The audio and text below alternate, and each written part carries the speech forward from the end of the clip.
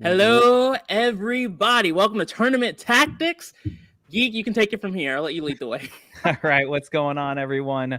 We got the big crew together again, and we're talking tournament tactics. What is tournament tactics?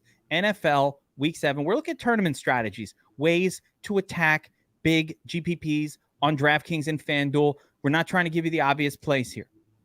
We're trying to give you some next-level thoughts. We're going to play some chess while they're playing checkers.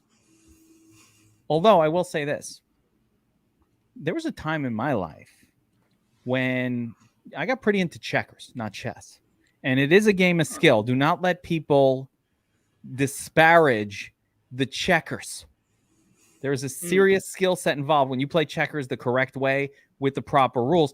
The reason checkers gets a bad name is because people don't play it with the proper rules, and then it becomes like a silly game. But if you follow the correct checkers, it's actually an awesome game. And I am a fan. Now I feel like I might be missing out on these like official checker rules. Like I don't know. The forced jump is the most important rule in checkers. If I leave a chip for you in a jump spot, you have to jump it. Oh, okay. I get it. That's the most important real rule of check. And of course, flying kings is not a thing. That's like a made up thing. You know why no one follows the rules, Geek? What's that? It's because why no one follows the rules in checkers? Uh-oh. Why? It's because you should never be playing it with anyone other than your 5-year-old. See, that you're ripping on checkers. No, it's a real. I will play checkers for money. Not against my 5-year-old, although my 5-year-old pretty good. Checkers. You have gambled against your kids though. That is I always everything we play Uno, it's for $1. Whoa, okay.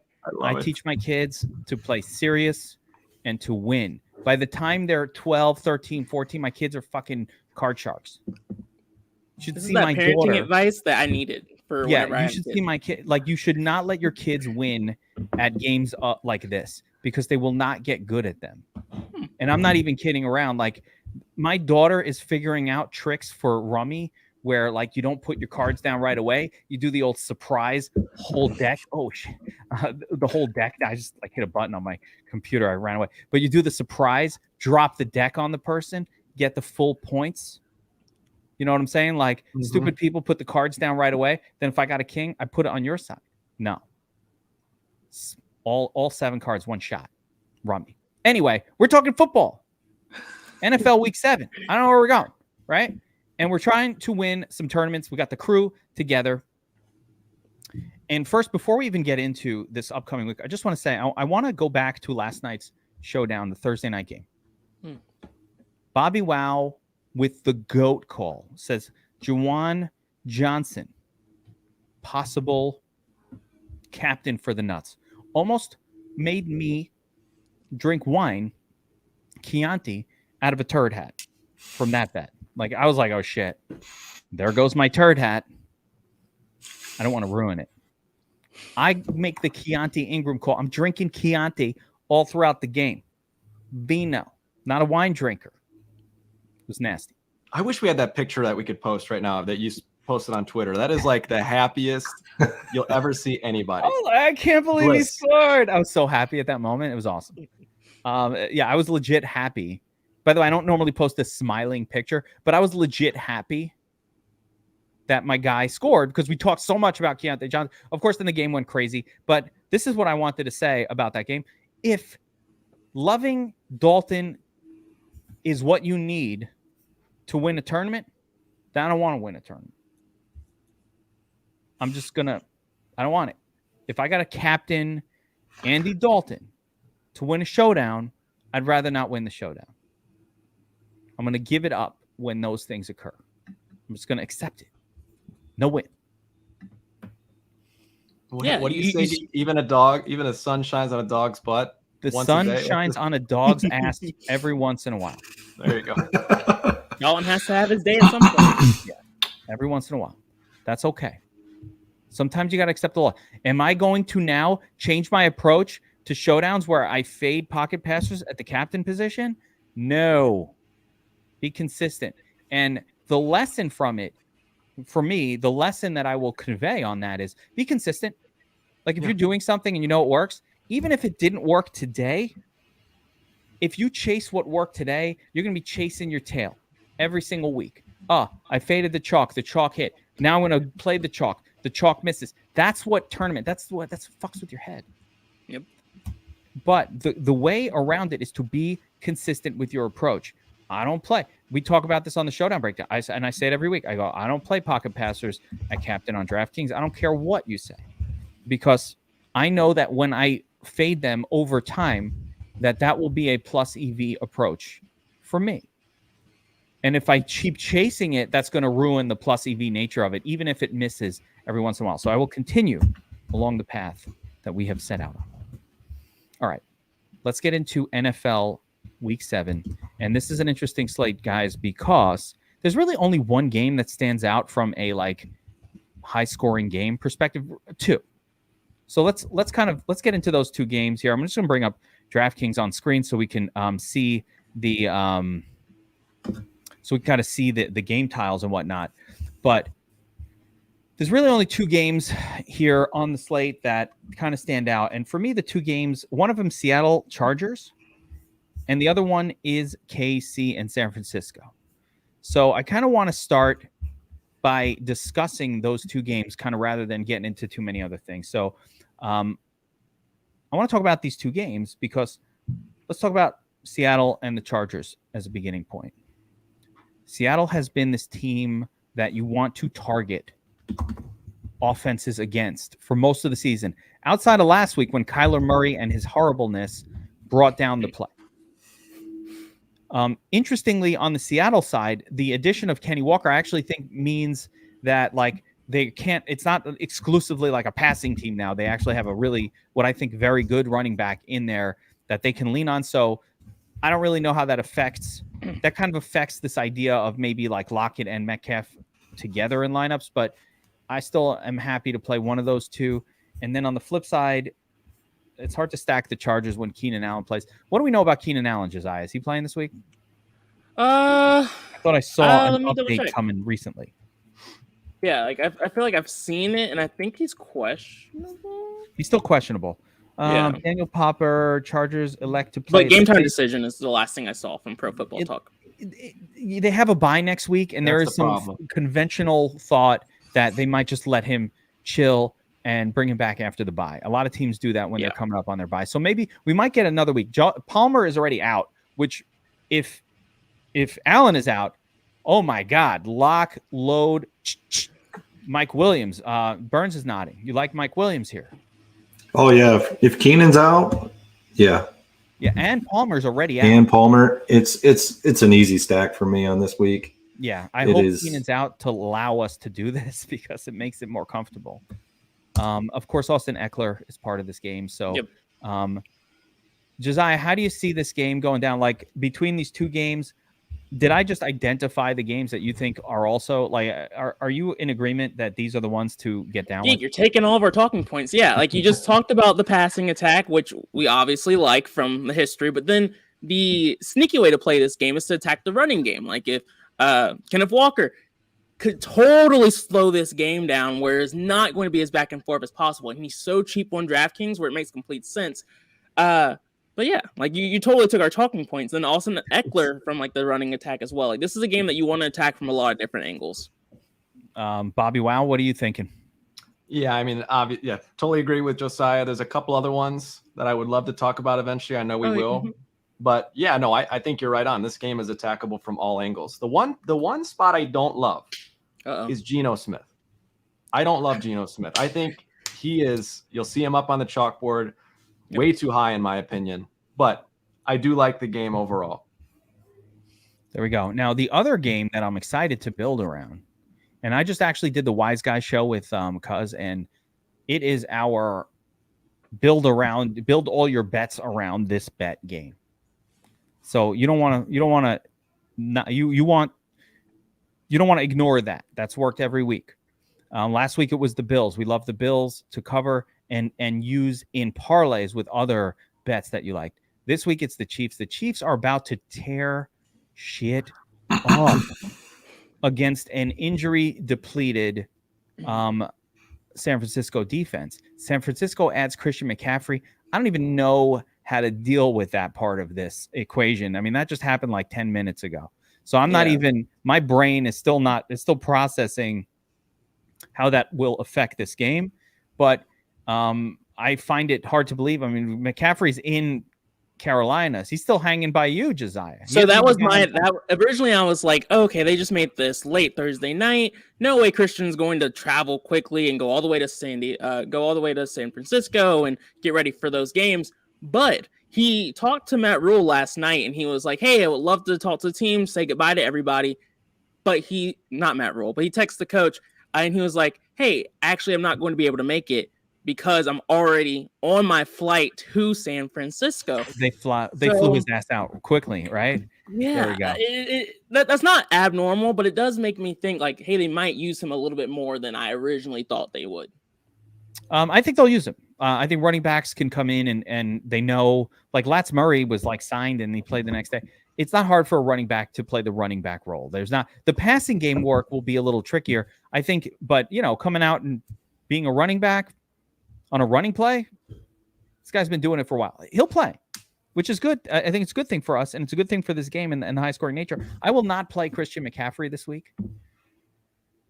Bobby, you're nodding your head no. I'm not playing him either. No way. Yeah, it's just not. It's too soon. But I love Christian McCaffrey going forward. I think this is a massive upgrade for his fantasy prospects. It's just week one, a little tricky, and he won't have his passing game rolled down yet. But how are you attacking this game? So I love it. I love Mahomes. I liked Garoppolo a little bit. I don't think I've ever played Garoppolo in DFS. Maybe once, a couple years ago. I have. Yeah. Burns, what do you say on this game? I mean, how are we attacking this? I attack it with favorites, but both of these games I'll have the non-favored quarterback in it. In the article, I actually go through it. I ran back all the numbers all the way back to 2017. For those that don't know, on this pod, I do a lot of number crunching to derive all my lineups. And I go back by historical precedence over anything else. I don't even watch the games if you want to take that into consideration. Because I just, a player can play a certain way and then one day just a different way. And the numbers actually play that out more likely than not. So the numbers play out quarterbacks on favored Millie Maker winning lineup 75%. But there is that 25%. But in regards to that 25%, of that 25%, it was like only 2 lineups were under 45 for an over-under. And it was like even higher on the total implied team total of like 22 or higher. So both of these two games have an implied team total for the underdog of 22 plus. So Jimmy Garoppolo with a 94.8 QBR is in my mix. Geno Smith with 108 QBR is in my mix too. Do that with what you want. I'll probably be under the field to Geno, but I'll be over the field to Jimmy. Geno being high owned makes it less sexy. And again, I think the Kenny Walker component here harms Geno a little bit. Kenny Walker's just really good. He's really good. And so he looked great, fresh young legs. And I like that in my running backs. So, yeah, I mean, one stat that I look back on, and Burns, you can back this up if you want to take a look, but when Mahomes is winning you tournaments, something like 70 to 75% of the time, he's carrying or it's Travis Kelce that's doing it with him. So if I'm playing Mahomes, and it's very difficult to afford it this week, I pretty much need it to be at least with Travis Kelce in there. And there is a lot of correlation between these two. And then you got to probably choose one of the other turdly guys and hope that you're right. Last week it was Juju Smith-Schuster. Next week it could be someone else. There's no rhyme or reason to it with these pass catchers. I don't think so. It could go any way. It could even be one of the random running backs. And I'm totally fine with also just playing Mahomes. And just Holmes Kelce without an extra piece to it. Yeah. Because it's really hard to figure it out. I know you don't play Mahomes naked, but with Kelce at the very least. So Covering those are the two main build around games, and those will carry. Weirdly, though, Mahomes is not showing up on this chalkboard. I don't know what's up with that. So I don't believe. Honestly, I just think the chalkboard it's just early in the week because this makes no sense. So I don't believe that will hold. Well, I think the domination station only has them at 4%. Oh, yeah, 3.3. I don't buy that. That's ridiculous. Yeah. I could see that changing. I think maybe originally people were afraid of the 49ers defense, and now with some of the injuries and questions, I think people might come back around on them. Yeah, those injuries open up a lot on this passing game. Whereas if those injuries weren't there, this passing game is going to be kind of a mute point outside of Kelsey. I'm just going to tell Ryan that's an interesting. So I used to have an approach to DFS where I would just essentially put a blank lineup in on Thursday night and then set it on Sunday morning. That's the best way to attack that type of contest because most of the people in the Thursday to Monday are putting in their lineups and not swapping them because they then just focus on the Sunday only and they forget about the Thursday to Mondays. But you have a lot more information at your fingertips on Sunday morning than you did on Thursday making those lineups. So there's a massive advantage in the Thursday to Monday to just making all of your lineups or whatever you're doing, just leave it a blank. Don't play that Thursday, although this week that hurt you because the Thursday game went bananas, but most weeks it doesn't. And it's better to just leave it blank. And then you could start with a clean slate on Sunday morning and just make whatever lineup looks good based on having all the information that we got Friday, Saturday, and Sunday morning. You could really have an edge. But of course, it harms you just a smidge when Andy Dalton goes off and people used him. But no one did. So it didn't even matter.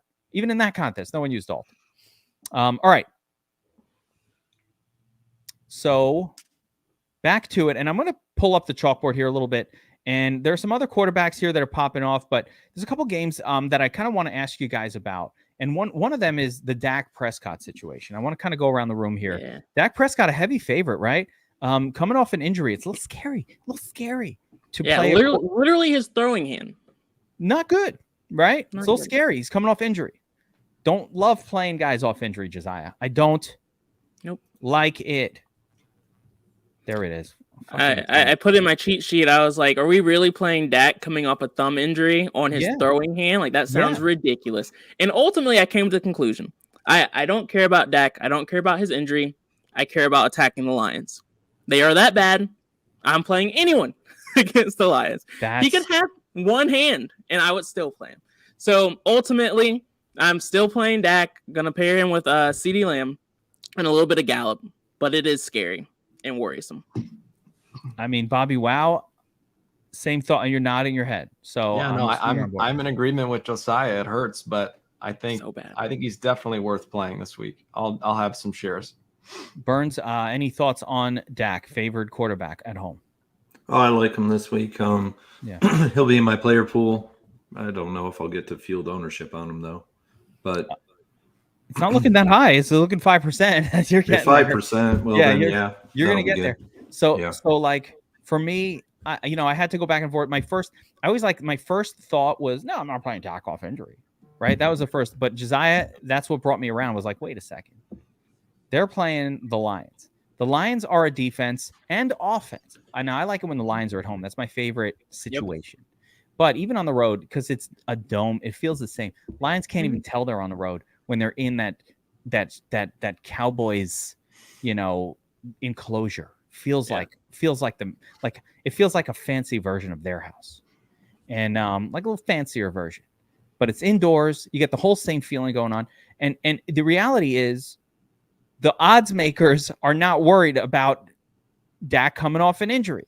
Why? Because they installed a massive total on this game, and they installed a massive total specifically for Dallas. So if they're not worried about, and that is the answer, when you have concerns about an unhealthy player, what you need, and yes, I love Dalton Schultz here as well. Yep. Oh, go ahead. But as I said, when we have concerns about the health of a player, let the odds makers tell the tale. If we see a declining game total, be worried. Ooh, something's up.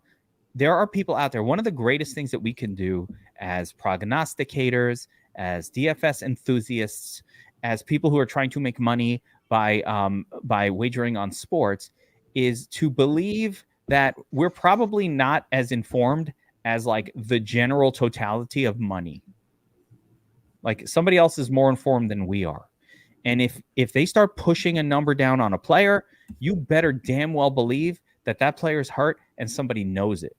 And all we need to do is follow that. You know, in MMA, there used to be this bettor, and he doesn't sell picks anymore, but he was a bettor who was very, very good.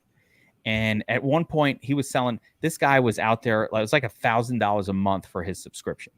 And you wanted it because you're like, dude, this guy's giving out winners. I kind of want to follow it. Right. But I figured out I don't need his subscription because every time this guy put a bet out, the line would make a drastic move. And and a friend of mine who had the thing, who had the picks from the guy, I would just call him up and be like, did he just put out a bet on this guy? Because you'd be like, boom, the line would just go nuts. And he'd be like, yep. So I was like, and did you get it before it moved? He's like, nope. I had to pay the price after the move. And then I was like, yeah, all right. So the betting lines tell us stuff, and smart people are following certain trends, and we could just know that that's happening. So for me, I look at the betting line. The betting line on this game hasn't it's high. It's not playing as if there's like an injured Dak coming back and isn't going to be good. It's playing out like, yeah. I don't know what is the fucking betting line on this game, by the way. It's like 47 and a half. Yeah. So, and it has, or no, it's 48 and a half. It opened. Yeah, I at was gonna say that's 47. a little bit lower than I saw it earlier. Yeah, I'm like, let me pull up a sharp app here, but like, it opened up. It's up 47 and a half. Yeah, we're at 48 and a half. So the line is going up, not down. The line is going up. For me, this is a load up on a game. And I like the Detroit side too. I love this game. Yes, 100%. Mm-hmm. Okay, I think we're all Are you guys board playing now. golf? Is that what you mean by you love them, or you love like the individual pieces? No, I don't love Goff. No, not against Dallas is a good defense, but I do like Amon-Ra, the sun god on Detroit, on the Lions. I like exactly who you said. I think CeeDee Lamb, sure. Michael Gallup, yes, please. Schultz, free. You forgot to price him up. He's healthy. The weird thing with Schultz, though, is so weird. Is like you would think with like Cooper Rush, he would be more dependent on the tight end, but he definitely was not. But Dak, week 1, threw to Schultz 9 times. So it's just, it's a weird situation. I don't fully get it, but I'm going to take the information I have and utilize it and play some Schultz this week. Listen, what are we supposed to judge Schultz based on what happened with this Cooper crap? I mean, we're talking about Dak. He showed us he likes to throw to this guy. Yeah, and Amon-Ra is going to operate out of the slot, so Trayvon Diggs won't even be on him. It's Jordan Lewis who's on him. Even better. Not that I was going to be super scared of Trey anyway, but even Amon-Ra is so consistent. I love that guy. I love that dude. So now that being said, it's usually not ideal to target a lot of offensive players against Dallas, which is why I don't plan to force stacks. BobbyWow, how are you doing with the forced stacks at this point? We've continued to see that forced game stacks, mediocre results. Yeah, I think Burns has kind of won me over to his philosophy and the numbers philosophy here. I'm not forcing game stacks really at all. So, I'm realizing that maybe 15% or so of lineups, it ends up happening naturally if you use the DS. Mm-hmm. And so I'm just kind of letting Jesus take the wheel there. Just because the numbers totally back it up. So that's the train I'm on, is just letting game stacks happen naturally. How much do you think it would cost to have the girl who won American Idol, the country singer, sing "Let Jesus Take the Wheel"? Carrie Underwood? Oh, yes. Okay. I didn't know where you were going. I didn't know what you're trying to buy. I want her to redo the song. The girl that won American Idol. Listen, I'm from. We don't listen to country music. Way back, yeah. We don't listen to country music in New York. This doesn't play here. There's no station. Did she do like the Monday Night Football song? Yes, I voted for her on American Idol, bro. I was calling in the votes. I was like, Carrie Underwood. Oh, I'm in. Josiah and I weren't even alive when she won American Idol. Oh, it was so long I was ago. calling in, but Jesus. Hey, I was an American Idol super geek. Like I was there season 1. I was there. I know Carrie Underwood. You were voting for. Wait. No. Hold up. Clarkson. Justin Guarini. You were a Guarini man. No, I was a Kelly Clarkson. Oh my God! I just busted you. He's from. I was a Clay. Clay Aiken was our North Carolina person. Oh, it was Clay, not Justin Guarini. That's right, Clay Aiken. I knew one of those guys was from the Carolina. You liked Clay though. We went way off the rails. I don't even know how we got here. I know, because didn't Carrie Underwood sing "Let Jesus Take the Wheel"? Yes. Yeah. I need a version. Let Jesus take the wheel. All right, we'll get an up and coming young country singer to make a remake for us. Ruben stuttered. Yeah, Ruben stuttered. The chat. Those are the days, man. So we talked about. Let's talk about some other games and guys who are watching. We want to hear from you as well. Who do you love? Like, all right, so we talk about what I think are the primary games we're going to be looking to build around, the obvious ones. But where else can you go this week if we're trying to, make some million maker lineups? And I'm going to throw this one up there. Ooh, of course, Lamar Jackson as an example. Baltimore favored. I was just doing again. We did our betting show, and we like the over on this game. So we bet as an official play the over on Baltimore versus the Browns. We think this game can play out as a higher scoring affair than maybe the odds makers are giving it credit for. Burns, you're nodding your head. Talk to me about this game. I think it's an easy one. Baltimore is all full go here. I'm going to be loading up on Lamar and Mark Andrews. And I even like a cheap play in this one that just opened up. We were talking about it before the show. If we want to go to running backs in this game too, I would be on Kenyon Drake all the way. Kenyon lock Drake. him in too. Yeah, Kenyon Drake is going to be for me now at 5,100 on DraftKings. At he's actually priced up on FanDuel. Those fuckers, they got him priced up to 6,600, but they didn't give us cheap enough. Like, give me 5,600 for 1 week, FanDuel. They're too quick with the adjustments. But we got him at what 5.2 on DraftKings? Is it 5.2 or 5.4? 5.1. Yeah, 5.1. Even better. I gotta love the Dreezy here. Rashad Bateman's back. I think Devin Duvernay is not playing, so that actually gives us even the ability to play Bateman. But with all of that said, Mark Andrews is getting like a 35% target share, which is elite for any kind of wide receiver.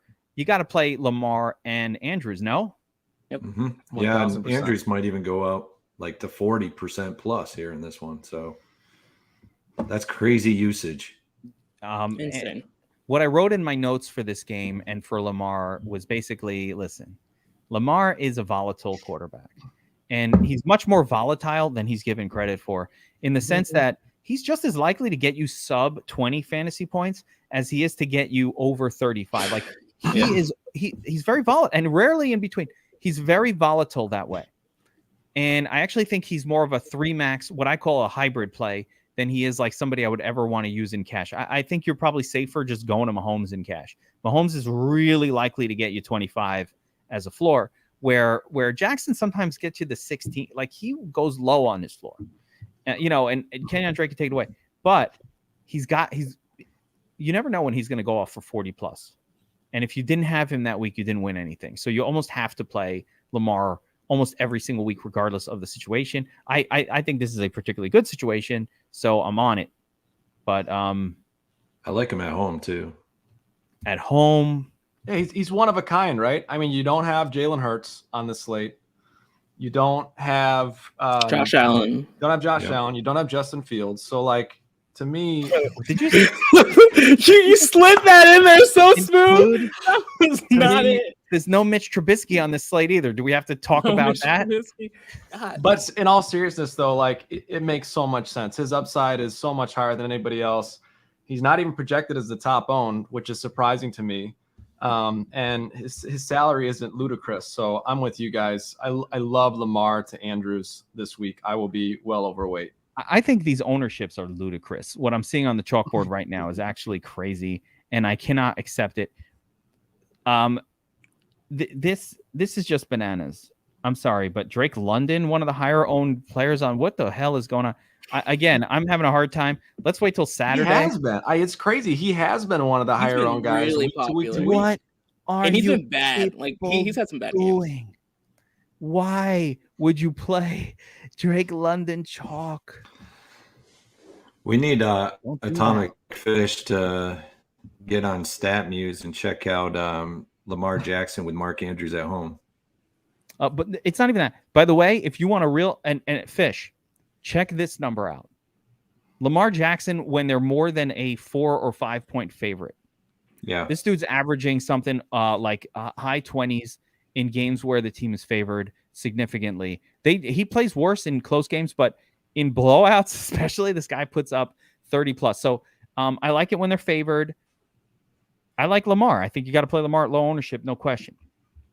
Yep. So somebody mentioned Tua. Tua is not on the main slate.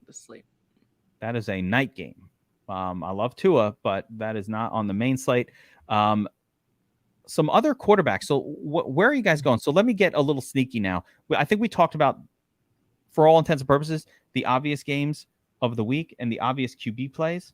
I think maybe the last one of the quote unquote obvious ones for me is probably Derek Carr, but I never play Derek Carr. Joey B too. Joey B's obvious. Yeah. Right? Oh yeah, Yeah, Burrow. Joey Actually, B I'll give it is a to big Burrow one. over Carr. I don't think Carr is playable even this week. I'm sorry. Not playable at all. Wow. Playable. That's quite the jump. I'm playing Josh Jacobs as my favorite running back on the slate. Yeah, I'm playing Josh Jacobs too. That's Yeah, like against the Texans. I'm That's playing easy. Jacobs. Dude. I'll name a quarterback. Tom Brady. I don't think we've mentioned him. Yeah, Brad. Tom Brady There we go. TB12. Looks so bad, and he's played awful. He's really starting to show his age here. But as we know, my Panthers are trying to burn the house down, and this is a good time to continue to attack them while they are in full tank mode. The matchup and the game environment isn't perfect. The Panthers have been solid against the pass, but with that being said, the Bucs have a 26 point team total, and that could be through the run, like that could be through Fournette, but I also want to attack it through the passing game. Doing both. I mean, I could see everything you're saying coming true. Number one, Panthers don't care. We know this. They're purposefully trying to lose. CJ Stroud season. We don't even have a quarterback where you're like, oh, maybe I would play them for the upset. There's nothing. No, there's nothing. What happened to Matt Corral? Is he on injured reserve? Yeah. They just don't believe in him, I don't think. No, I think right? he's on IR. I think he got hurt. Yeah, he's like on all IR. our quarterbacks got hurt like the last preseason game.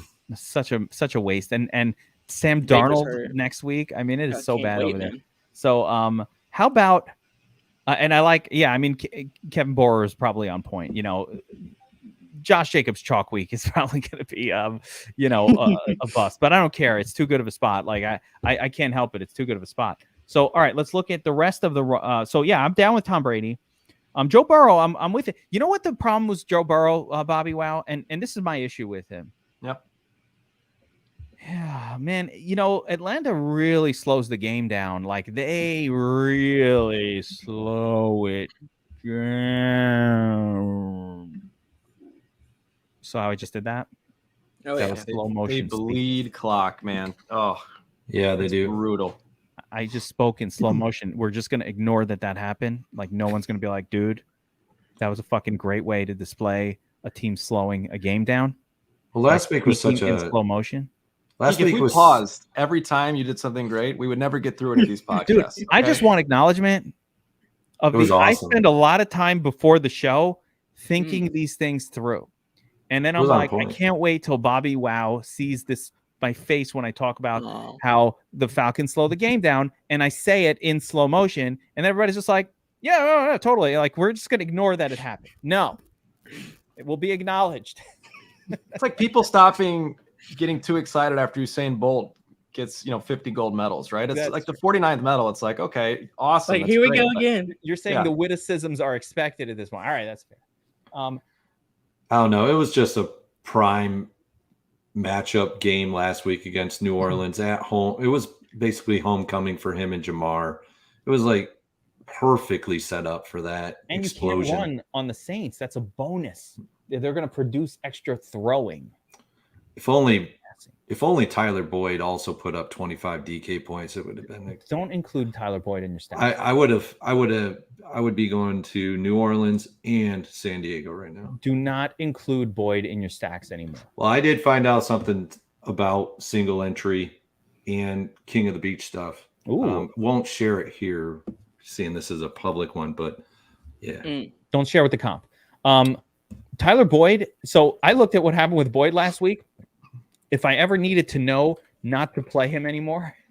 Now, of course, this next week he'll go crazy, but and I do have a thought on this game, but like he got 6 like he was very involved in the offense last week. The team puts up massive points and he still only gets 12 fantasy points. And it's like, all right, this guy's playing a role right now that unless like he catches a touchdown, he just doesn't have a role where he's going to get any yak. They're keeping him short and they're sending the other guys deep. So here's my thought for this week on this game. Here's my thought for this week on this game. I think it's T. Higgins' turn. I think you're right. I think this is a good spot for him. Yeah. T. Higgins, I looked at the numbers, and T. Higgins and Jamar Chase have exactly the same target share in the offense. They're both exactly 29%, which is super elite for anyone.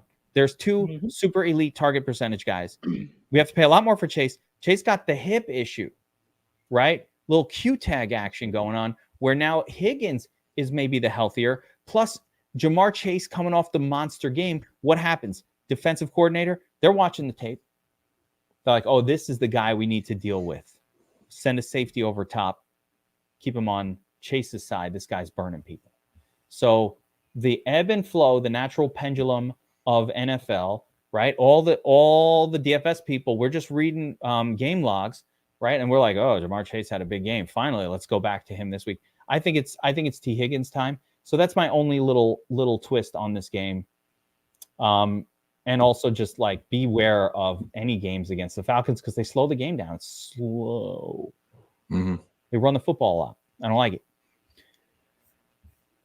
T. Higgins. All right. What other quarterbacks though, guys? So continuing to go around.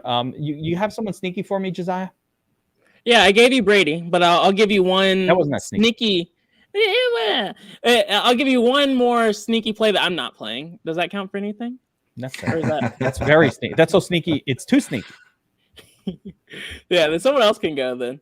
All right, BobbyWow. Who you got for me that I wasn't thinking about? Yeah, I think a guy that's, I guess, not even expensive anymore, a little higher price-wise than the bottom is Aaron Rodgers for me. Feels like him and Allen Lazard are establishing a little bit of a connection. Lazard, we know how good he was at the end of last season. So I'll probably end up with maybe 5 to 10% Rodgers Lazard stacks. Throw Romeo Doubs in there a little bit too, just because they are super, super cheap. I don't even mind a Tunyon lineup with Rodgers, but him at 6K is against a pretty rough Washington defense is intriguing to me. Rodgers yet to have a 20-point fantasy performance. Oh, he's been terrible. Yeah. He's been bad. There's no doubt about it. But we know he's Aaron Rodgers. It's not going to stay this way. I will not play Aaron Rodgers. I won't either. But I like that you had so much confidence with it. I was almost on board. There has not been a single time that I've said that the guy didn't go off. A sneaky quarterback. And they always go off. Met me with that response. No, I know. And they always go. But the best is, and they always go off. Guys, for everybody watching this, by the way, when I say that, that's just me. Like, you should be listening to BobbyWow because every single time you've done that, that quarterback has also gone off. And I've been like, dude, I can't believe I fucking said I wasn't going to play him. And you did it with Geno Smith. And I was like, I'm not playing Geno Smith. And then it happened. So every one of those has worked. But I'm telling you right now, I'm not playing Bobby. Fuck it. I'm not playing him. But I hear you. And I agree. I'm also agreeing that pretty much every time you've given one of these, that person goes off. I like this. Kevin said like the he's due lineup with TMC. Love it. That's beautiful. I fully acknowledge. Oh my god!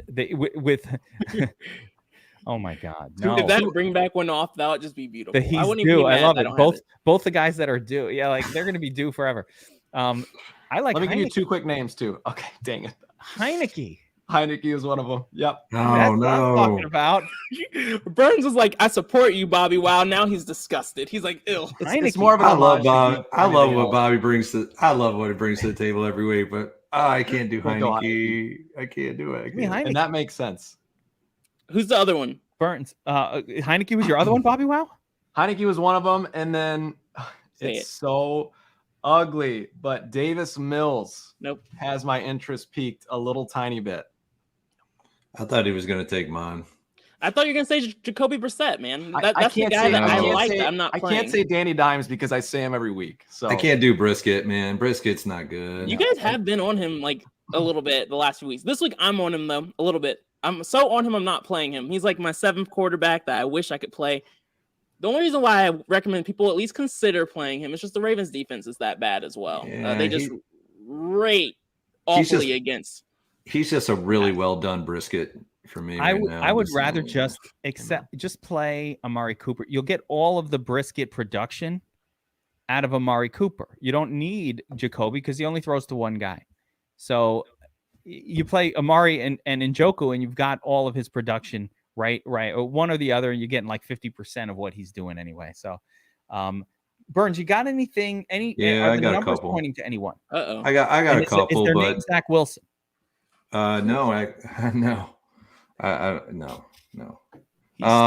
He's terrible. I will say the numbers are really they point to this guy outside of Statsational's weekly projections. Yeah, on the power rankings. That's the only thing that is not pointing towards this guy. But I am telling you, actually, yeah, they don't. I just had to verify. Yeah, they're not pointing towards this guy, but they are actually decent. There are some decent numbers on this guy. I do like him with his tight end, not so much with his his wide receivers is Tannehill at about 1.37% ownership. Yeah, I know. You don't have to have a lot of them. One lineup gets you there. Out of your core, like if you're doing 20 lineups, you're talking about a lineup. You could even have King Henry in this one. So I mean, you could do King Henry and run it with the tight end in this one. The tight ends against Washington actually give him a little bit of fits. And why I like this is he's favored. He's at home. Talking Hooper? We talking about boy Austin Hooper? I've been waiting for him to have a big game. Hooper, I actually like the stack as it goes as Tannehill, Hooper, and Derrick Henry.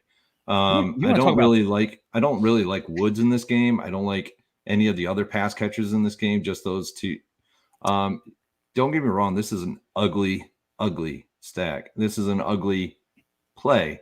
But if you play one lineup and you say, well, if he doesn't do it for me, it's just one lineup, right?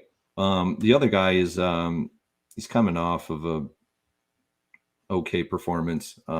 Is Trevor Lawrence against the Giants this week? But I'm not in love with it at all. I actually like Tannehill a little bit better. Both teams. So, I mean, I'm doing the eye roll here. These are rough, guys, and I just want to point out, like, when we're talking silly for the millie, I don't want to get the hate mail. Last week we got a lot of hate mail from one person, really, but nonetheless, hate mail. Just one guy. Why they didn't like the they didn't like the Burrow call? The hate mail never comes from the good call. It's always like, well, Geek rolled his eyes, so I didn't play. Like something like that, like on the good play. But it's always like that person with the hate is always like, well, I played. You guys said to play Mike Tannehill, Ryan Tannehill, and I did it. He didn't say to play Ryan Tannehill. He said, if you're making 150, one or two crazy, silly for the millie shots with this guy is fine. And you know what? Shit. If you had done one or two silly for the millie shots with Matt Ryan last week, you were making $1 million off of it. Well, if you're playing the play action, some people can't get into the millie. So here's another 20 max entry play action is similar to the millie maker, right? It's a similar type of contest. You get 20 lineups and it's $3 to enter. What is $3 on one lineup on a guy like Tannehill, Davis Mills, or etc. Rodgers is probably better, but I think my issue on any of those with these cheap ones is after the top couple guys, you're talking about $1,000 difference between everyone else. Like Aaron Rodgers being $300 more than Ryan Tannehill. It's a crime. It's a crime at the same ownership too. Like that's why I like Aaron Rodgers so much, is because the difference between like Rodgers, Carr, Brady, and Tannehill and Geno Smith, Garoppolo, it's not that much this week. So pricing's interesting. You just mentioned the name though. If I'm going to get my silly for the Millie guy in there, and it's not as silly, I don't think, as some of these other ones. My guy is Jimmy Garoppolo, but my reasoning, and I it probably should be Matt Ryan, but it's not. But like my reasoning for Jimmy G is just like the same reason I love the Chiefs to absolutely smash in that game, and it's because the 49ers, and again, I need to adjust my thinking to the Christian McCaffrey version of the 49ers, but the 49ers team that I've been watching, like they wouldn't have been able to keep up with the Chiefs by just trying to run the football and play defense, right? The Chiefs are too good for that. The Chiefs were able to put up numbers against the Bills defense that's just as good as the 49ers. So maybe better than the 49ers defense. I would say better than the 49ers defense, but at worst, just as good. So they put up, and Pat Mahomes got you 24-ish fantasy points last week. I think he can do even a little bit better. But more importantly, if the Chiefs are scoring, I don't think the 49ers will be able to sit back like they normally like to do and just run and play defense and not have to throw the football. So Jimmy G, we saw the emergence of Brandon Ayuk last week. Deebo Samuel, we know who he is and what he can do. Kittle is there, and if they choose to throw to him, he almost always goes into full beast mode. His biggest issue is 4 targets a game. It's hard to do that much with such low volume. But if the volume spikes here, and listen, I don't know it's going to, but who the fuck is playing Jimmy Garoppolo? Nobody, right? Nobody. There he is. Burns is playing him. But like and listen, they are an underdog, Burns. I don't like you breaking those rules, but I break them up because of certain, and when I laid them out at the beginning of the show, why I break them out. You can break that rule every once in a while on an underdog, and there you go. So that for me, and he's easy to stack. You know, it's with 2. You've got a Kittle and Deebo, or Kittle and Ayuk, or Ayuk and maybe Deebo, something like that. And then you sit back and you cross your fingers and you hope that Christian McCaffrey doesn't come in and suck up all the fantasy points, which he probably will. Yeah, and that's one thing I want to mention. I know you mentioned you're not playing Christian at all. There's a chance I'm not sold on it. I might play 5% Christian McCaffrey, or let's see, what's his ownership looking like? I might do like 10 to 15% Christian McCaffrey. That feels like a little bit much. But just playing out that scenario where you could even pair him with Garoppolo. I know you guys aren't probably going to like that, but Christian McCaffrey isn't the best running back. He's great at catching passes out the backfield, and I could see him totally destroying the Chiefs with that type of structure, having like Samuel and all the other weapons that the 49ers have. I could see him thriving in that environment. But like you said, might not happen week 1, but there's a chance it does. I think he's going to be great this year and for your fantasy team if he's on it. Listen, it's the first game, and like I said, he's on the plane like right now. He's not going to get a whole lot of time to practice with the team. So, again, passing game work probably super limited, just because like you can't really design a play. The only passing game work he'll get are like the standard. They'll probably practice like a screen or 2 tomorrow and be like, all right, let's work him on a screen or 2, and that's it. So, I think that's about it for the quarterback position for us. Let me see here if anybody else pops up, but I think that's about it from what I can think of. Do any of you guys disagree with my distaste for Derek Carr, and you want to kind of make an argument for why he should be played? Game total and Devontae Adams. That's the argument. Who was the first one? I was just going to say if anybody. Devontae Adams. Yeah, game total, Devontae Adams. Both of those things are very true, right? High game total, specifically a high team total. And then, of course, they have Devontae Adams, but they also have Josh Jacobs. Beast. Darren Wallace hurt. Does that move the needle for anybody? Is he out? He's out. Yeah, he's out. Okay. It opens up the island of Foster Moreau as an interesting tight end play. Or Hunter Renfrow, if he's full go. Yeah, Renfrow playable as well. Foster Moreau got a Q tag on him. No, doesn't have a designation, so he'll be fine. $2,600 if you want a $2,800 tight end. If you need to pay down a tight end, this week sets up interesting, guys. I started making lineups a couple days ago just to get the feel, get a little taste of the slate. Yep. And I'm gonna tell you what my tastes were showing. Okay. When you dip your toe in this slate, you'll see that the middling range across both wide receiver and running back seems to be where you're probably going to have to live. And more so, if you want to fit an elite tight end in there, you're going to have to get a turd in.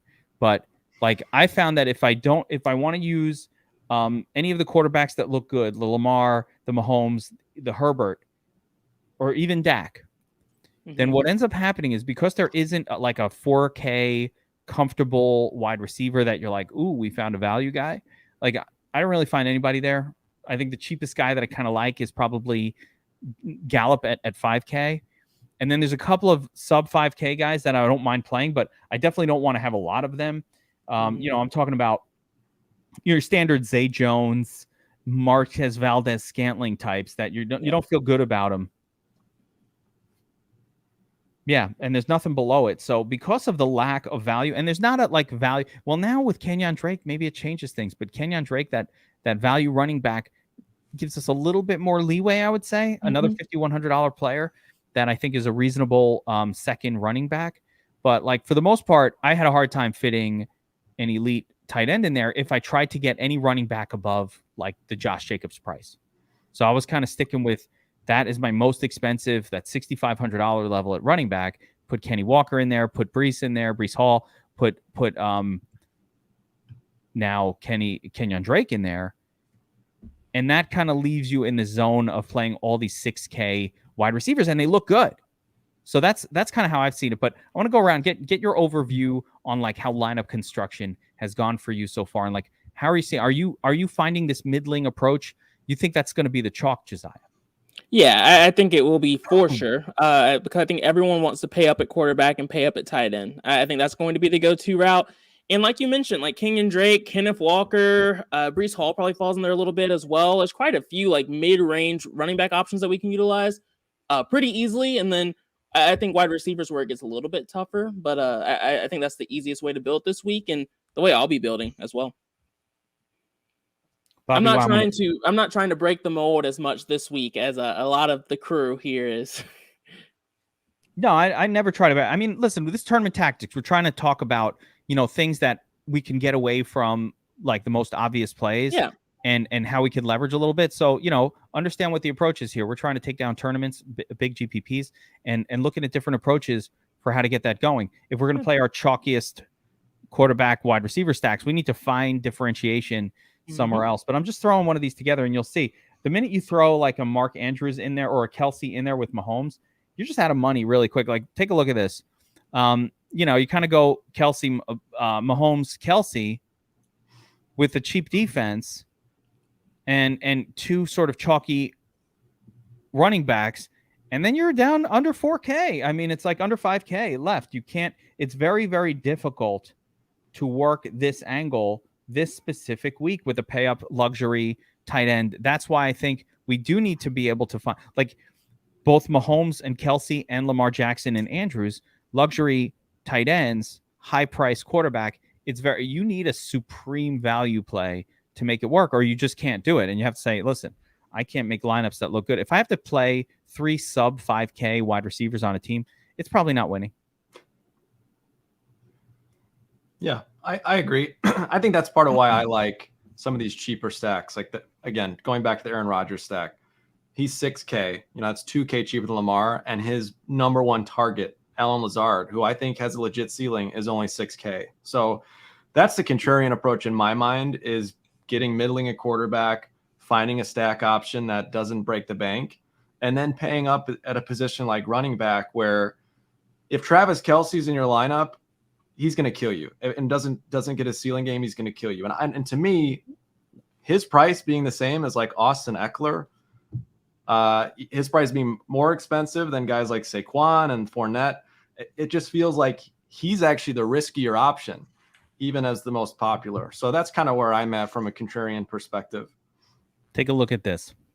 So I swapped from Kelsey, Mahomes to Prescott, Schultz, CeeDee Lamb, which I think will be extremely popular because look at the average remaining.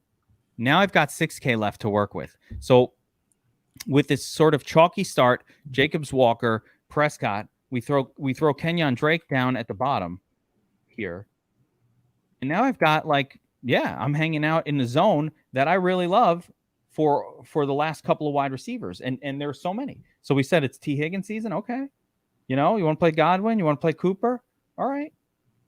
That's it. That was easy. Yeah. A lineup gets built fairly easily. I always put the lineups in. It's not even a good Millie Maker lineup, but I always put the lineup in so I can remember that I made it during this. So anyway, any show that I ever do, anytime I do a lineup, I always actually play it because I just want to make sure that it doesn't win and I didn't play it. I feel really stupid. So I always play them.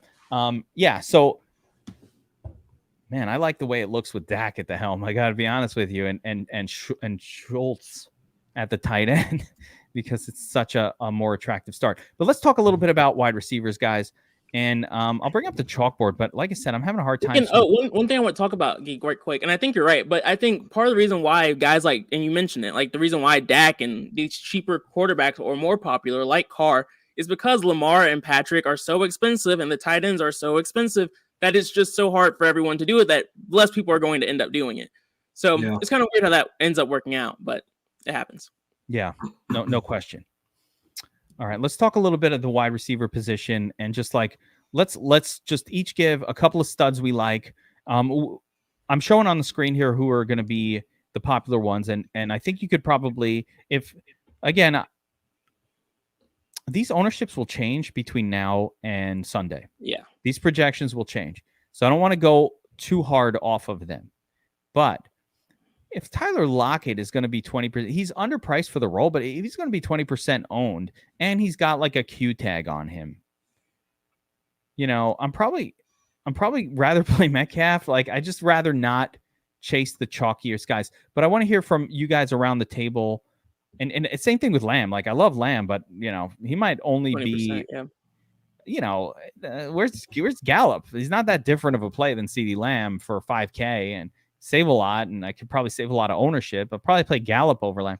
But how are you guys looking to attack the wide receiver position? You're seeing up here some of the chalkier names: Lamb, Lockett, Samuel. Come on. So we all already agree we love Mike Williams. How are you attacking the stud wide receiver position this week? And give me some thoughts on how are you getting a little bit different in tournaments, Josiah? Yeah, so I think a lot of people are, like you mentioned, going towards Burrow, Higgins, tight ends, popular tight ends. And so one thing that I like doing is paying up at wide receivers, getting a little bit of exposure to Devontae Adams in a spot that people are underestimating, in my opinion, a little bit. Getting exposure to people like Michael Pittman Jr.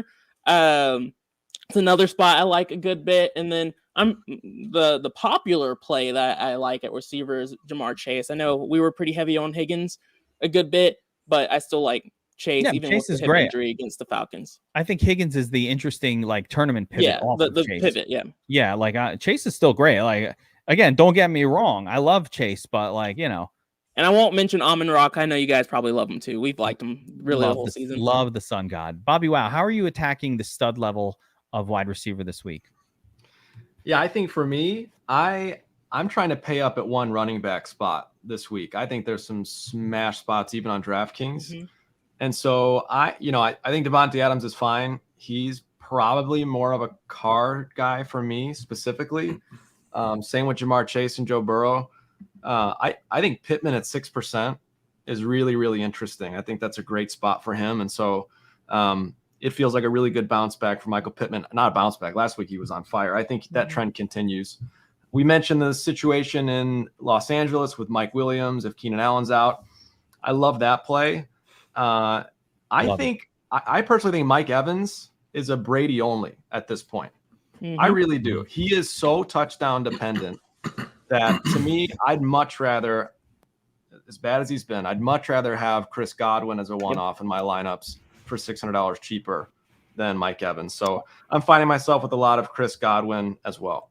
There's a price difference there, but I will say for Evans, there is a squeaky wheel narrative going on this week because he complained about targets, and Tom Brady is not the guy that's going to not pay attention to that. He will pay attention to that, and he will make sure his guy is fed. He wants his wide receivers happy, And it doesn't do any good for a quarterback to have a disgruntled wide receiver. And Tom Brady's only limited by who he chooses to throw to. We might get the Evans elevated targets game this week. So be careful with that fade is all I'm saying. We might get that again. Squeaky wheel narrative is a real thing, especially with an elite quarterback who's able to direct the football where he wants it to go. Yeah, I'm not saying fade him. Don't fade him at all. I mean, he's 5%. You can double the field with 10% Mike Evans. I'm just saying don't go too crazy in your non-Brady stacks is where I'm at. I'm with you on that. And Godwin has actually been on that same note. Godwin projects higher than Evans. He projects for more fantasy points for less money. So the only reason you're ever playing Evans is really contrarianist, squeaky wheel narrative kind of thing, ownership. But we've got Godwin projected for 16 DraftKings points and Evans for 15. So there is a legitimate difference in their projections, and Godwin is cheaper. So there is a lot of reason why Godwin is definitely the smarter cash game style, high floor. That's all that. And Evans is really like a GPP play. Totally agree. Burns, who have you got in the Studley zone at wide receiver this week? Well, I named Amon-Ra earlier. I think he's in a great spot, especially because he's not even going to see Trey Diggs in this matchup because he's going to operate out of the slot. Another guy I really like this week, and Josiah touched on him, is Pittman. I think Pittman's spot in this game is ideal. It's a great run back if you're actually going to go to Tannehill here. What about a Matt Ryan Pittman stack? You down with that? I'm not into non-favorite quarterbacks that don't meet a certain criteria, but yeah, I mean, it's kind of why I like if he was favored going into Tennessee, I would probably be all over him. But since he's not, Matt Ryan's good for 1 or 2 games a year, and that's about it. And a returning Justin Thomas doesn't help him. Justin Thomas, what's his name? Jonathan Taylor. Yeah, Justin Thomas. Where did that come from? Where did that name come from? JT. A returning Jonathan Taylor does not help Matt Ryan at all. They didn't have him last week. That's why he went off. I like the thought process. Go Geek. That's exactly where I wanted to go this week. I was like, oh, Matt Ryan's looking nice. But yeah, like non-favored. We've seen them fail in soft matchups before. And then Jonathan Taylor coming back, that's 3 strikes. That's going to hurt his potential. Real quick, just on that game, I think it's worth mentioning that we've seen this game happen this season already. I think 2 or 3 weeks ago, the Colts and Titans played. Matt Ryan threw for 2 touchdowns and 350 yards, and the Titans shut down Jonathan Taylor. So I know it's not all that crazy, but worth paying attention to. Would you play Matt Ryan to Pittman stacks this week? Yes. Okay. There you have it. Yeah.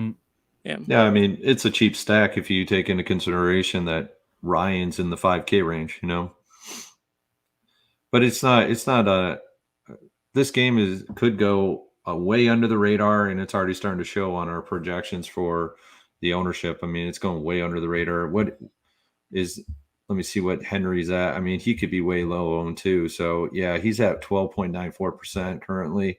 That's quite low considering that the fact that he blew up against them in this game just earlier this year. I mean, he had 26-ish, 25 and a half, 26, 27 DraftKings points. I mean, this game does tend to shoot out on occurrences every year. They play each other a lot. They know each other. So it could explode. And most times Tennessee is the benefactor to this. And this is kind of why I like Tannehill. He's had good success against this team. So, and I like Tannehill a lot at home. I don't like Tannehill away from his home field. Not at all. He's a really good home quarterback. And I've seen him in winning Millie Maker lineups. I've seen him in winning King of the Beach lineups. I've seen him there. Matt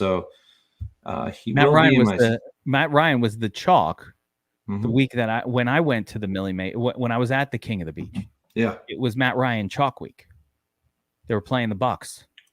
The Jameis Winston Bucks, and everybody was just tearing up the Bucks through the air, and then he failed miserably as the chalk, as would be expected. Yeah. Another guy I like this week, all things in a vacuum go well, is Mike Williams if Keenan Allen's out. I think love it's Mike just Williams. a massively great play if he's out. So I love Mike Williams. Probably maybe one of the better plays on the slate. If Keenan's out and there's no Palmer, they're going to have to game plan to get him the ball. And of course, Eckler increased. So let's flip it around and let's look at sub 5K. I love this whole zone of 6K at the wide receiver position. I can just quickly spit them out, but that's where I think you want to live this year. And so I think it's so obvious that it doesn't really even necessarily help the point that we're trying to make. I think these will be the obvious plays, but just like going to it. Starting with 7K, Amon-Ra, yes, please. Evans, sure. Lamb, yes. Metcalf, yes. Higgins, yes. Godwin, yes. Sutton, no. No Russell Wilson. No. Cooper, yes. Lazard, okay. By the way, I love your call on that one, BobbyWow. Even though Lazard does not project as well as the rest of these wide receivers from a raw projection standpoint at his salary range, if Aaron Rodgers is having a good game, Lazard's probably doing something. Brandon Cooks, yes. Brandon Ayuk, again, another guy. Doesn't project that well, but I kind of like his situation. Yes, right? And then it gets to the Turdley zone over here. No, right? So this whole 6 to 7K range looks great. I don't need to tell you to play those guys. It looks great. I like them all. Except for Cortland Sutton because fucking Russell Wilson sucks. Yeah, Brandon Ayuk is a little interesting in there as well. Just in case Garoppolo decides to air it out a little bit. That's what I'm saying. Like, he doesn't project that well in terms of a raw projection. But if Jimmy G is doing his thing, I'll probably reserve Ayuk for Jimmy G style lineups or maybe with, bringbacks for KC or something along those lines. But man, he had a good game last week. And, he's a very talented wide receiver. If they throw to him, he'll do great. But then it gets gross, right? He burned me last year. I don't like him that much. He burned me last year. That's deep commitment. Last year, I thought you were going to say last week. I was like, okay, that makes sense. But last year. I actually like Debo more than I like Ayuk this week. I think Debo's in a better spot. Yeah, I like him too. I think Debo's always the better play. Yeah, like high floor. You got to pay for it, right? I don't like Robert Woods most weeks. Drake London, I don't understand how he's the chalk and why I would want to play that kind of chalk. But beyond that, let's go 5,300 and below because I want to include Rashad Bateman in there in case you want to squeak him in. Give me some names in this zone, okay? A lot of players hurt. Maybe is there a replacement for Palmer that we can use? Is there some relief of salary? Give me relief. His relief is, if you want his direct relief, it's DeAndre Carter. Yeah, that's not relief. That's ruin your lineup. Just saying. I'm just saying it's his direct pivot, like not in salary per se, but now you know how I feel, Burns. It ruins my lineups though. When Palmer and Keenan Allen are both out, DeAndre Carter and Mike Williams and Eckler. If you want to do a game stack, there it is. Boom. You're done. All you have to do is run it back, and you're good. Run it back with DK or run it back with Lockett, whatever floats your boat. Or if you even want to run it back with Walker, whatever floats your boat. But there you go. There's your game stack. Can you give me somebody in the highest projected game? Can you give me somebody better than keeping the stats Carter? up there for as long as he did is the most disrespectful thing I've ever seen in my life. I was looking at the face of DeAndre Carter, right? Just to let you know that he looks like my dad. So then watch. He's 3.7K. How old is this guy? 3.7K. What's he got to have? He's got to have 15 points, 15 to 16 points. He's 30, and we never heard his name before this week. Wait, Kyle, I feel like Kyle is on to something. Big Marley is. Mike Williams does struggle at home a little bit. Do we have any data on that? Yeah, there is actually a horrible split for Mike Williams at home. Yeah, maybe it's Gerald Everett. Could be. I can see that. By the way, I think Don Parham might be out. We're okay with Gerald Everett, but we're shooting down. Look how old he is. He's been in the NFL for like 20 years, and you never heard his name. I was really high on him for that showdown they had the other night. That hurt. You know he's going off. Again, guys, do not listen when I poo-poo anybody's ideas. I'm Mr. Chalk. I have a hard time accepting. But these guys when you call it out, I feel like you know what you're doing. You're like, I don't. Listen, I am the guy who ties in showdowns. I am the guy who ties in MMA. Burns is like, you don't do what Kevin does if you want to win a fucking MMA by yourself. I know. I won one solo, so I know how to do it. You have won a solo. I am Mr. Ties. I cannot help it. Like, I look at DeAndre Carter and I'm like, I remember when he came out back in 1997 from the draft. He had some promise, but it's been a while. I never heard his name until now. Like, you know what I'm saying? Like, Kevin White catches a pass last week. I fucking drafted that guy in Dynasty back in 2013. I didn't even know he was still in the league. That was one of my first Dynasty picks. What a horrible, horrible career. How is he still in the NFL? So that's what I'm saying. DeAndre Carter's not some new up and coming. That's why I treat it differently, by the way. I feel like, I was talking about Keontae Ingram. Keontae Ingram came out like this year, right? And he was an exciting prospect. And oh my God, he's going to get a chance. This is like some turd who's been around the league forever and he stinks. God, he's 29. Draft. Tell me how you really feel, Geek. You got to take strong opinions. Got to take stances. No, I like it. Give me. I'm going around. Give me somebody else that's not DeAndre Carter below 5K that I can plug in my lineups and feel like, all right, I think I can get 10, 12, 14. This guy, and he might pop off. I want values to build around so that I can have a shot at picking whatever studs. I feel like giving out studs is not what makes the money. Give me a Juwan Johnson play from last night. Give me a Keontae Ingram play. A cheap guy that goes off. That allows me to do what I want. I'll rattle off a couple. I like, we've already mentioned Hunter Renfrow. I think he's interesting. I like Nico Collins. Real cheap, touchdown potential. Alec Pierce smashed against the Titans last time they played a couple weeks ago. His stock is rising still for me. Talked about Romeo Doubs a little bit for the Packers. One guy that is way off the radar, and part of it is because he's been non-existent the last couple weeks. But at $4,100, Donovan Peoples-Jones has some upside. It's a great game environment.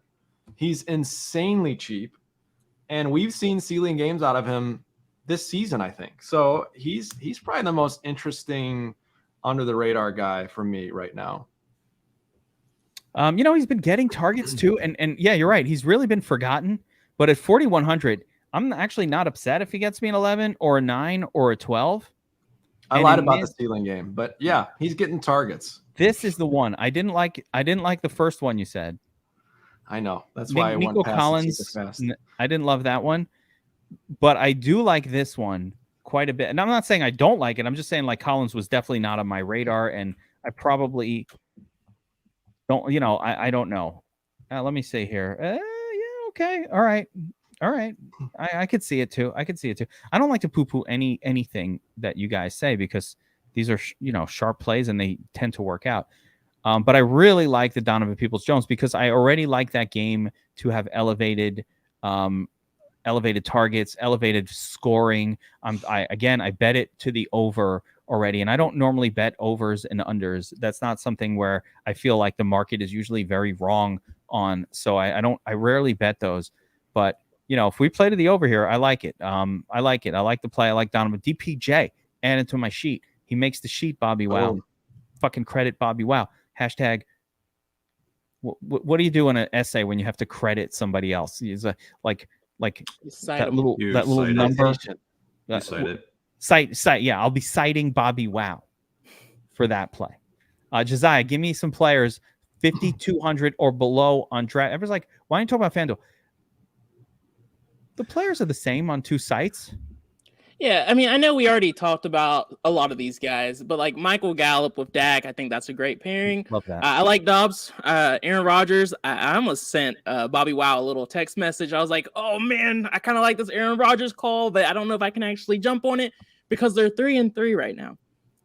This is the time when Rodgers starts to turn things around and totally goes off. RELAX time. Here we go. Yep. And this is Dobbs' time to shine. Like, I totally see that. At first, I thought about a really disgusting play. Laviska Shenault with Robbie Anderson for the Panthers. He has a ton of upside once he touches the ball, but he's been hurt. This is his first time coming back. I'm not naming him. I would not allow it anyway. But interesting.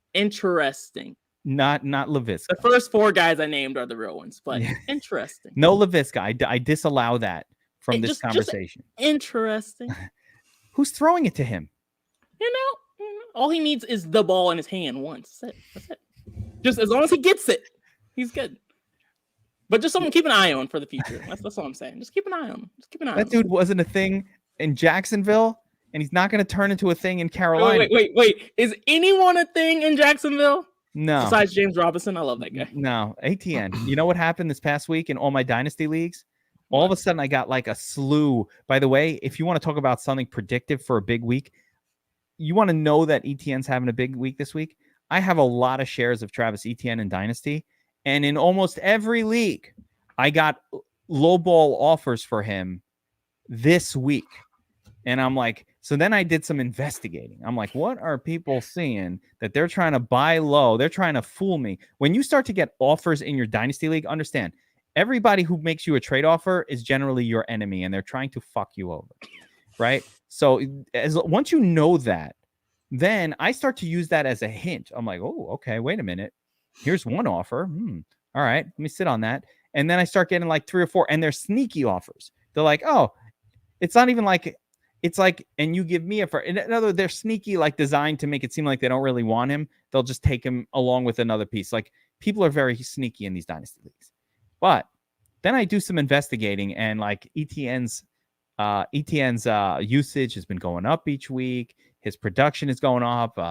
James Robinson's looking a little worse each week. And I think that there's this sense that the flip is happening with ETN. So they might be a thing happening in Jacksonville, but usually it's pretty gross. Can I give you one more? Yes. I have some legitimate interest in Garrett Wilson as a punt play. Ooh, okay. I think Zach Wilson stinks. I think he will stink forever. Yes. But Elijah Moore is not playing. He's not going to play this week. And Garrett Wilson had a 30% target percentage last week. I am willing to go jump on him for $4,500 DK dollars and punt. I'll probably end up with 10 to 15% exposure there. I think the upside is massive. If you sat through an hour and 18 minutes of tournament tactics just for this moment, that was the one. That might have been the moment of the show. I love Garrett Wilson. Didn't think of it. It's perfect. Listen, we'll throw Corey Davis in that mix too. Then absolutely. Might as well throw Tyler Corey Conklin? Davis in the mix. No, not Conklin. Conklin was for not Zach Wilson. The only tight ends that Zach Milson is looking at is his mom's besties. No, what? Oh man, you did this, Bobby. Wow, you took us here. You got us back to this point. This is only you. Don't put this evil on me. Have you seen Ricky Bobby Zach Wilson's mom's Instagram? Can we just go back to talking about Johnny Munn? I didn't even have Instagram. Like, I don't even know how to use it. I only follow one person, Mrs. Wilson. God. That's my only follow on Instagram. Oh, man. Fucking smoke show. Do you know her name? I don't have her. Mrs. Wilson. If you actually type in Zach Wilson's mom, that's the name of the Instagram. I'm done. I've been following it ever since I downloaded it. I only have one follow on my Instagram. It's the only one. I should follow the DFS Army. I think we have an Instagram, but it's only Zach's mom. So hot. All right. You know what? If he's going after moms, I can talk about his mom. You need more Jesus in your life, Geek. I do. I got problems. I sit in a room. I gamble all day. Jesus. I need redemption. All right. So let's talk a little bit of running backs here before we go off the rails. So, BobbyWow, you said you like some high-end running back action. I mean, looking at the top of the board here, I think like, of course, Austin Eckler is going to be a great play. He's been great week after week. Derrick Henry is going to be sort of like a low-owned, really great play. I love Derrick Henry. I love the version of Derrick Henry that gets a couple of targets each game. I don't know why this makes me feel so much more comfortable. But Burns, why do I feel so much more comfortable with a guy that gets 3 targets versus 0? Does it make that big of a difference? Not really, but it's the platform we play on all the time. DraftKings.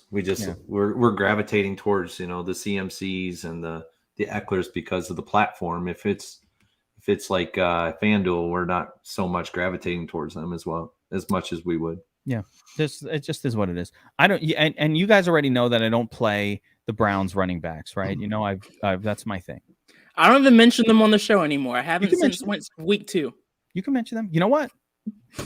Chubb got in week 2. He got you into the nuts. It took 3 touchdowns, and he still was only 8, and he was priced 1,000 less than he is today, and it's still, you know, just barely got past the 4x number.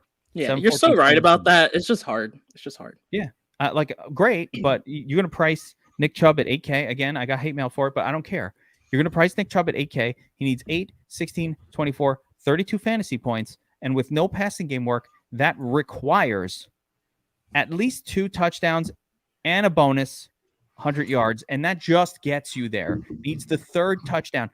I'd just rather, as BobbyWow taught me last night on the Taysom Hill play, he's like, if you think this guy's getting 3 touchdowns, you should just bet him getting 3 touchdowns because the odds of that are like plus 3,000.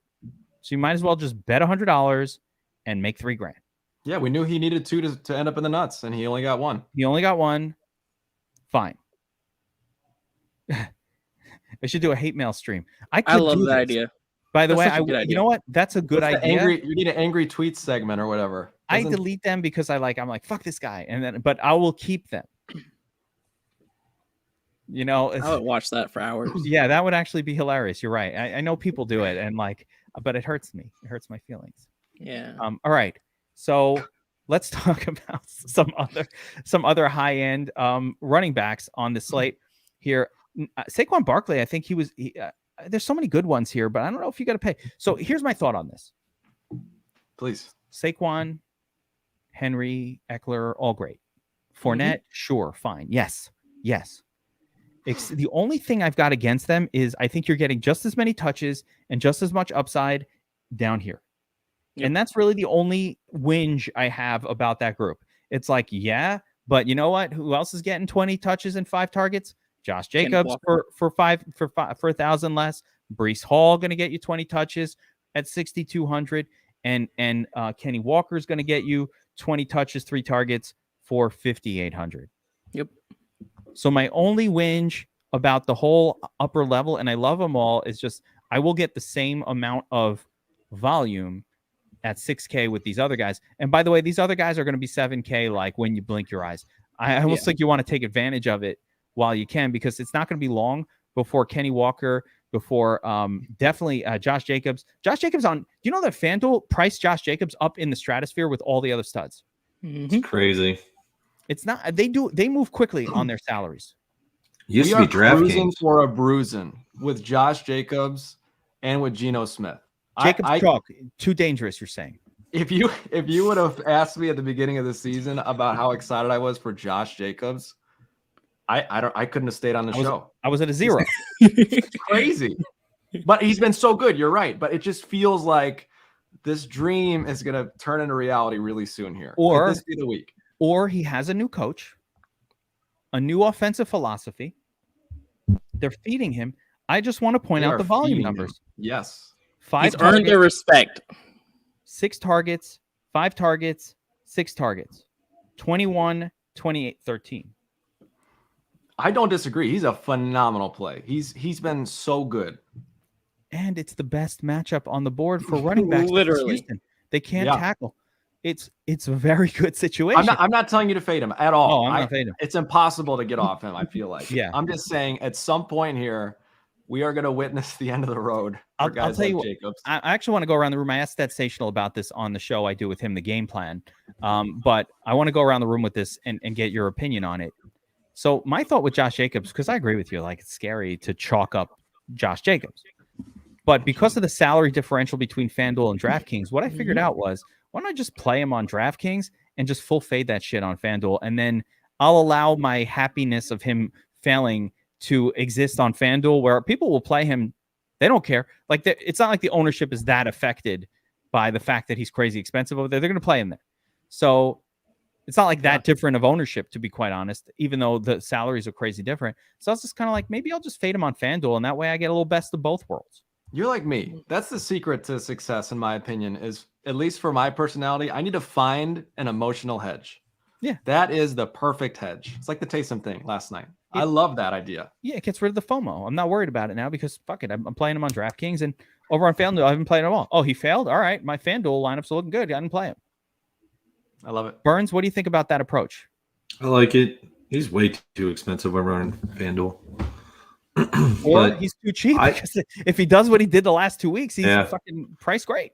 But I also like others around his range on FanDuel too. I mean, in 6,500 here on DraftKings, it's really good. You're almost forced to play him. By the way, he stands out. His projection is so much higher than everybody else in the zone. Like if you run the Deezes, he's going to be in 95% of your lineups. Josiah, what do you think of that? Who were you guys just talking about? Who's going to be 95% of your lineups? Josh Jacobs. If you run Deezes and you just run it raw.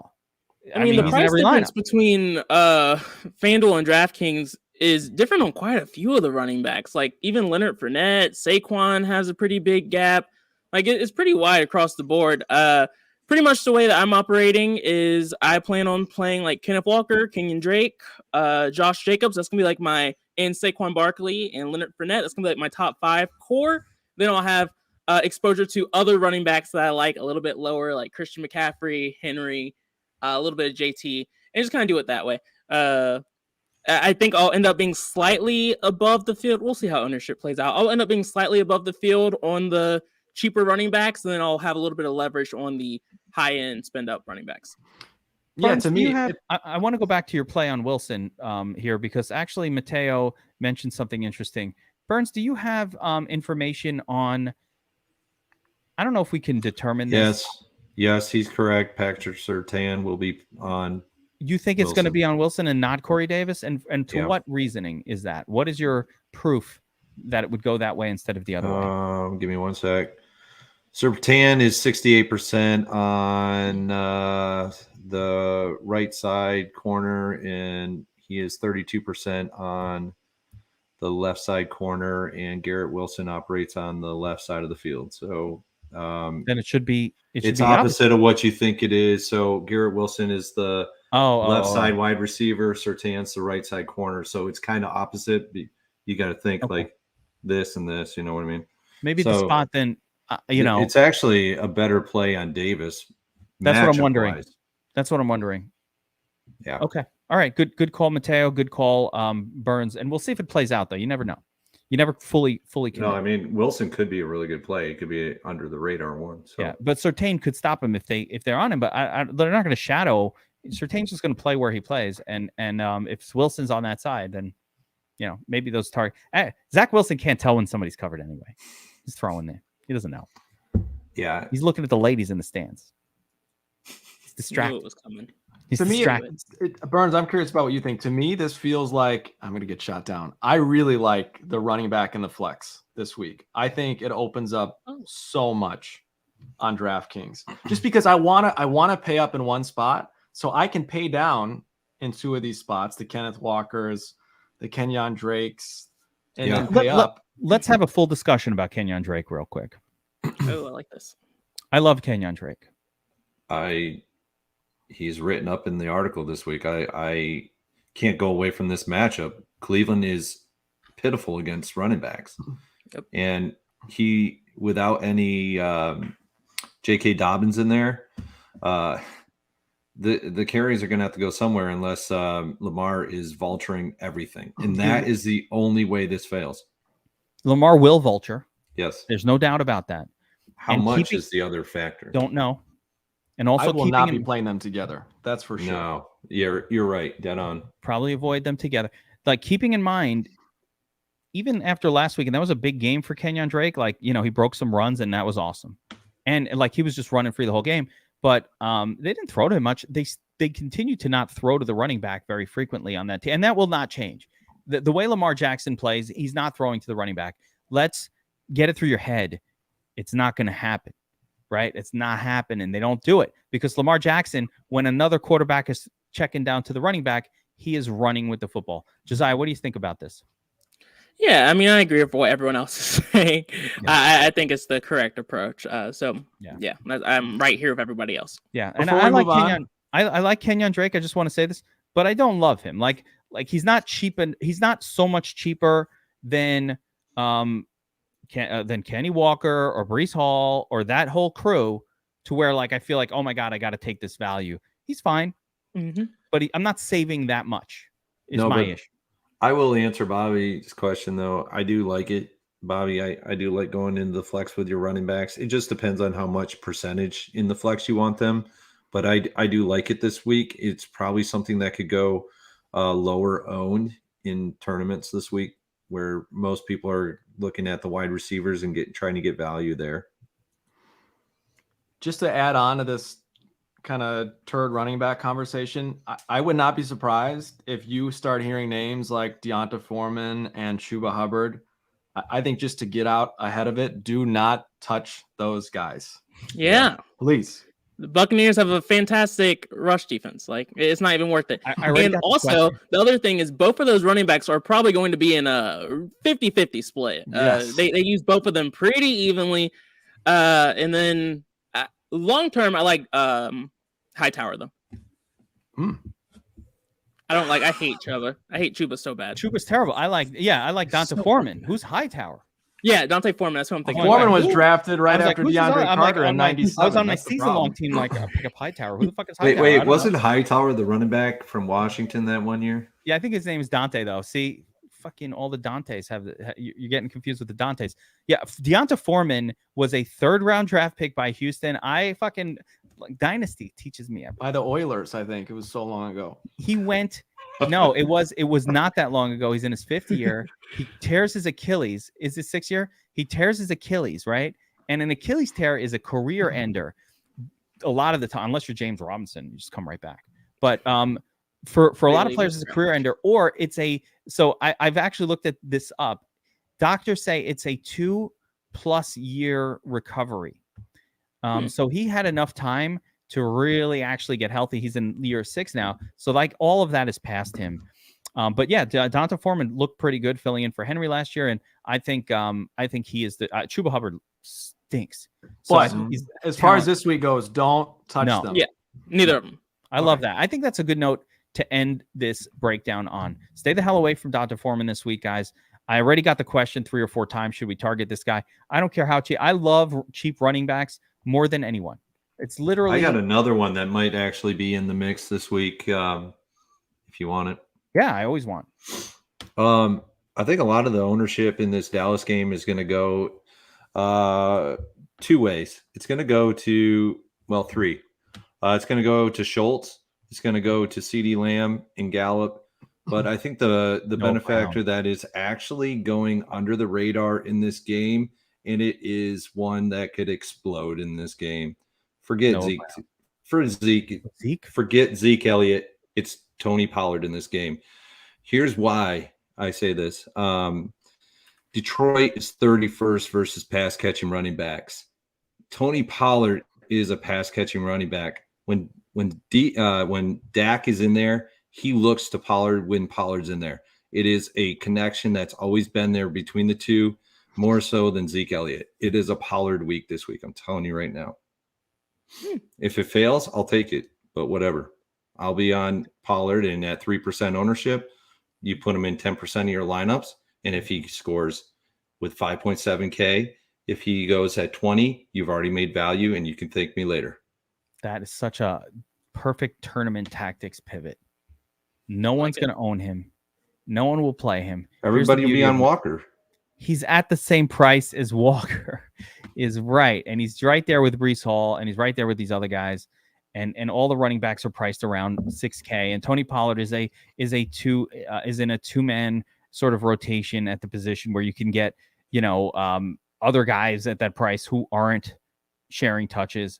I love it. I think it's a great call. Perfect GPP only. Don't play him in your cash game. No, please don't. Volume is king in your cash lineup, but that is an ideal. I was not going to play Tony Pollard. I didn't make my sheet, but I like the idea, and I will add some exposure to Tony Pollard just based off of that. I think it. Plus, Pollard just needs fewer touches because he's so much more explosive than Zeke to get to where he needs to go. So that will burn the the CeeDee Lamb chalk as well, which I like. I mean, if you really look at it, the game is going to come down to three types of plays. You know, it's like, how will Dak come back from an injury, right? He is probably going to look to Schultz. He's going to look to either Schultz or CD when they throw the ball, right? Because CeeDee Lamb is their slot guy. He may go downfield every now and again, but that's not going to be his main attraction. His main attraction is going to be dump offs to Pollard when Pollard's in there. It's going to be Schultz and it's going to be CeeDee Lamb. The team has already said in Dallas, by the way, they've already made it very clear that this formula of defense and running the football and just playing good defense and not worrying, not like going nuts as an offense, is how they want to be as a team, which again will dampen the outlook for Dak Prescott most weeks. They're not trying to be this version of Dallas that we saw a couple of years ago where Dak was throwing 50 plus times a game. They're saying, no, hey, we're winning with freaking no quarterback right now. We could continue to win with a good quarterback, but we'll keep our offensive philosophy along the lines, playing good defense, be conservative. And that leads to those short passes to the tight end, to the running back. The running back just takes it to the house. Thank you very much. But it's those style of plays that get called. So I love that. I think it's a great call. And like I said, with that, I think we, I think with that, we're going to wrap it up. Another Tournament Tactics NFL Week 7, guys. Awesome. I just want to mention a couple of important notes. Josiah doing NBA breakdowns every day right here on the channel. You got to like and subscribe to the channel. If you enjoyed this video and you hung with us this long, make sure you smash that like button, guys. Do me a favor and really just do it right now. It helps us in the algorithm. We're doing these. We got to get the word out that DFS Army's kicking ass and taking names. And this is the way we do it. We share this information with you guys. We put it out on the YouTube, and our whole goal, let's build it up.